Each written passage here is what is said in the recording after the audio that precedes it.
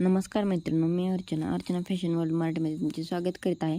चला तर आपण रेडीमेड ब्लाऊजचा गळा कसा कवर करायचा, त्याच्यानंतर मधले जास्त असलेले ते कसे कवर करायचे आणि ब्लाऊज कसा शिवायचा ते आपण पाहून घेणार आहोत.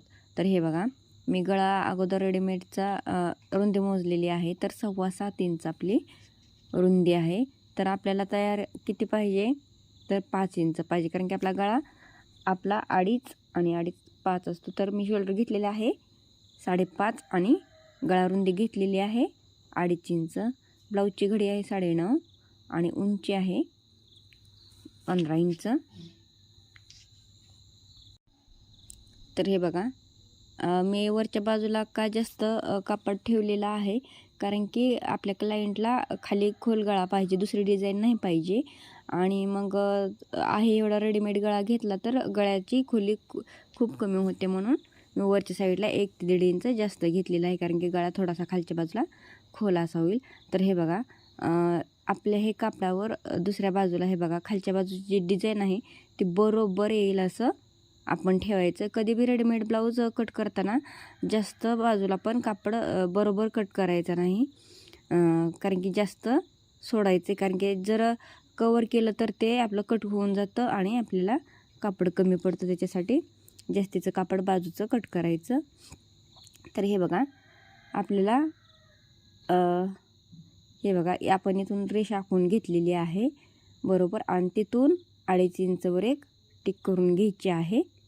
हे बघा, आणि हे बघा, अशा प्रकारे व्यवस्थित आता खालच्या डिझाईन बरोबर वरची डिझाईन आपण बरोबर ठेवून दिलेली आहे आणि असा उभा टक्स व्यवस्थित देऊन घ्यायचा आहे. हे बघा, अशा प्रकारे आता आपण उभा टक्स घेतलेला आहे, त्याला शिलाई देऊन घ्यायची आहे.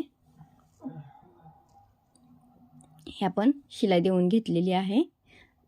आणि हे बघा, बरोबर जे तिरपे कापड झाले ते आपण कट करून घेतलेला आहे व्यवस्थित, कारण शक्यतो ह्या डिझाईन क्रॉसमध्येही कशा पण येतात, त्याच्यामुळं कापड फक्त जास्त कट करायचं आहे. आता हे आपलं अस्तरचं कापड आहे, त्याच्यावर हे बघा व्यवस्थित असं हे आपण डिझाईन कवर केलेली आहे ब्लाऊजची, ते कापड व्यवस्थित ठेवून द्यायचं आहे. हे बघा, व्यवस्थित असं ठेवून द्यायचं आहे. जर आपण बाजूचं कापड जर जास्त ठेवलं नसतं तर ह्या टक्समुळं हे बघा, आपल्याला शोल्डरला हे कापड कमी पडलं असतं, त्याच्यासाठी जास्त कट करायचं आहे. आता हे बघा, आपण हलू नये कापड म्हणून आपण याला पिना लावून घेतलेला आहेत, आणि एकीकडचा दाब असलेला आपण दाब घेऊन, एकीकडची बाजू आहे आपण दाबाला, तो दाब आपण बसवून घेतलेला आहे. आणि हे बघा, अशा प्रकारे गळ्याला बरोबर शिलाई घालून घ्यायची आहे. हे बघा, व्यवस्थित अशी चारी बाजूनी शिलाई घालून घ्यायची आहे.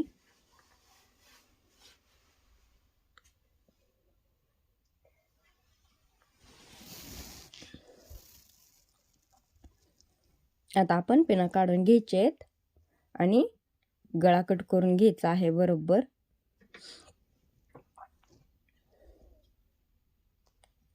आता गळ्याला छोटे छोटे कट देऊन घ्यायचे आहेत आतल्या बाजूने, आणि आपली टिप कट होणार नाही याची तुम्ही काळजी घ्या.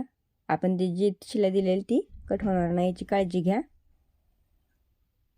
आता हे बघा, आतल्या बाजूला अशा प्रकारे पलटी करायचे कापड, आणि आता आपण याला व्यवस्थित शिलाई देऊन घेणार आहोत.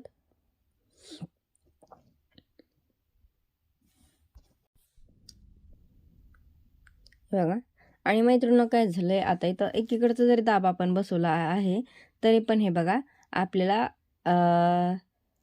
मण्यांमुळे दोन्ही बाजूला आपल्याला टिपाच्या अंतरावर मणे त्याला शिलाई दिलं आहे ना, तर मी हे बघा, दाब वरच्या बाजूला शिलाई घालताना दाब वरच्या बाजूला घेत आहे, आणि अशा प्रकारे कापड पुढं सरकवून शिलाई घालून घेत आहे. थोडासा दाब उचलून घेत आहे मी शिलाई घालताना. हे बघा, व्यवस्थित आता चारी बाजूनी पण आपल्याला शिलाई घालून घ्यायची आहे. आपली शिलाई घालून झालेली आहे गळ्याला. आता चारी बाजूने अस्तर बरोबर कापडाला आपण शिलाई घालून घ्यायची आहे.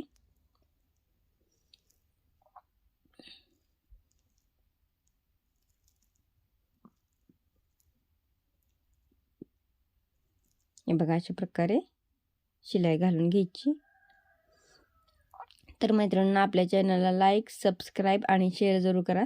आपण आपल्या चॅनलवर खूप छान छान असे अनेक व्हिडिओ पाहणार आहोत. आणि मला कमेंटमध्ये नक्की सांगा की आपला व्हिडिओ कसा वाटला.